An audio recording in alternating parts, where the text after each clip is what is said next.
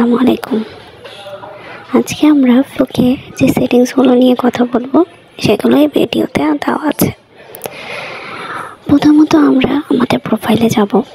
প্রোফাইলে যাওয়ার পরে প্রফেশনাল ড্যাশবোর্ডটা দেখব। প্রফেশনাল ড্যাশবোর্ডে গিয়ে দেখব যে পেজ স্ট্যাটাস চিহ্ন দেওয়া আছে কি না। গ্রিন চিহ্ন যদি না থাকে, সেখানে ইস্যু লেখা থাকলে তাহলে আমাদের পেজে প্রবলেম আছে, আর গ্রিন চিহ্ন থাকলে তাহলে আমাদের পেজ সেফ আছে।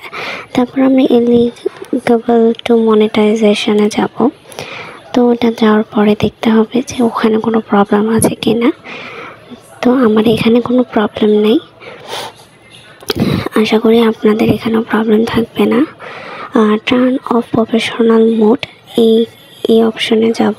অন থাকে, যার কারণে আমাদের পেজ থেকে আমরা আর্নিং করতে পারবো না, সে আমাদের এটাকে টার্ন অন। তারপর আমরা এখানে হেল্প ডেস্কে যাব, হেল্প অ্যান্ড সাপোর্টে যাব। হেল্প সাপোর্টে যাওয়ার পর আমরা এখানে ক্রিয়েটর সাপোর্টে যাব। ক্রিয়েটর সাপোর্টে যাওয়ার পর আমরা ক্রিয়েটর সাপোর্টে গেলে মনিটাইজেশন অপশনে যাব। তো ওখানে আমাদের কোনো প্রবলেম আছে কি না আমরা এটা চেক করবো, এটা আমি নেক্সট ভিডিওতে।